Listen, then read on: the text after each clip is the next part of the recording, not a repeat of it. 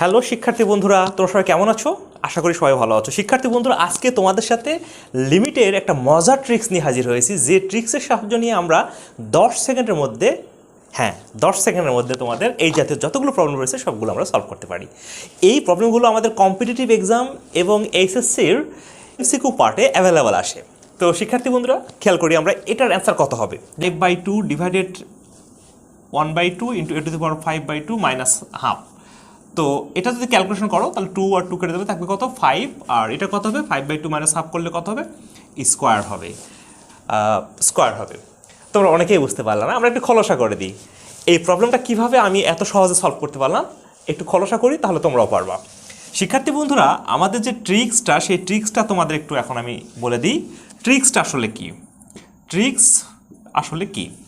খেয়াল করে দেখো, limit x tends to a x to the power n minus a to the power n সে, আর এখানে তোমার বলা হলো x minus a equal to কী লেখা যায়? এটা ইকুয়াল টু কী লেখা যাবে?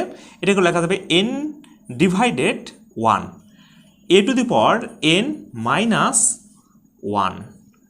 তাহলে এই যে ট্রিক্সটা, এই ট্রিক্সটা আমরা একটু বিশ্লেষণ করা শিখে নিই। খেয়াল করে দেখি আমরা, x টেন্ডস টু a এখানে এই হচ্ছে, আবার দেখো এখানে এ উপরে হচ্ছে এক্স এর পাওয়ারও যা আছে এর পাওয়ারও তাই, নিচে এক্স এর পাওয়ারও যা আছে এর পাওয়ারও তাই আছে। উপরে এক্স এর পাওয়ার এন আছে, এর পাওয়ারও এন আছে, নিচে এক্স এর পাওয়ার আছে 1, এর পাওয়ারও আছে কত 1।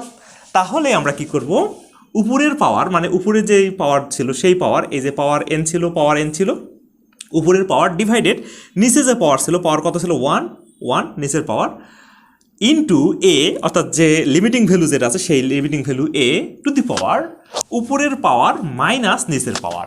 যদি আমরা এই ট্রিক্সটা জেনে যাই, তাহলে আমরা এই জাতীয় যতগুলো প্রবলেম রয়েছে সবগুলো অনায়াসে সলভ করতে পারি। তো চলো দেখা যাক আমরা যে সমস্যা সলভ করলাম সেটা কিভাবে আমরা সলভ করলাম সেটা দেখে নিই।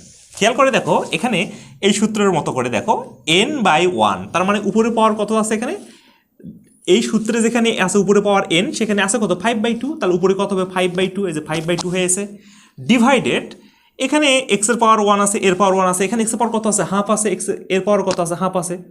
তাহলে আমরা কি করতে পারি, এই যে x এর পাওয়ারও হাফ, এর পাওয়ারও হাফ, অর্থাৎ আমরা নিচের পাওয়ারটা ভাগ করে দিলাম, কেমন।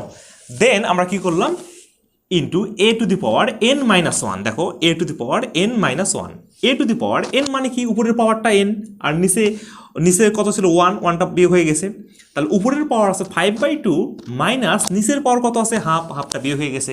তাহলে আলটিমেটলি কত হয় দেখো তো, আমরা এটাকে লিখতে পারি এইভাবে 5/2 গুণন 2/1 ইন্টু a টু দি পাওয়ার 2 যদি লসাগু করো তাহলে কত হবে 2, 5 মাইনাস 1। তাহলে আলটিমেটলি কত লেখা যায়, 2 আর 2 কেটে গেল, থাকলো কত 5, এখানে 5 থেকে 1 বাদ গেলে কত হবে 4কে যদি 2 দিয়ে কাটো তাহলে কত হবে স্কোয়ার।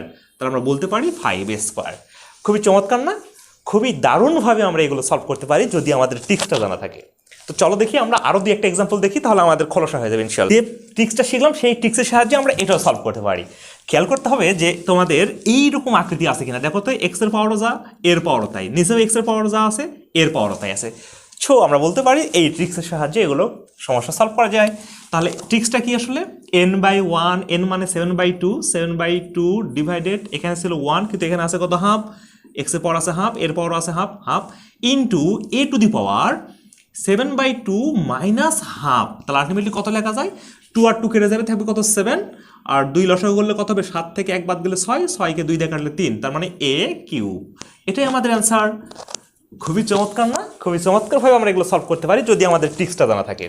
আমরা আরও একটা সমস্যা দেখে নিই, যে সমস্যাগুলো এগুলো কম্পিটিটিভ এক্সামে আসে। দেখো, আমরা আরেকটা প্রবলেম তোমাদের সামনে দিয়েছি, যে প্রবলেমটা আরও সহজে আমরা করতে পারি এই ট্রিক্সকে অবলম্বন করে। খেয়াল করে দেখো, n এর জায়গায় আছে কত 5/2, যেখানে n আছে সেখানে আছে কত 5/2, তাহলে 5/2 divided 3/5 into a to the power 5/2 minus 3/5।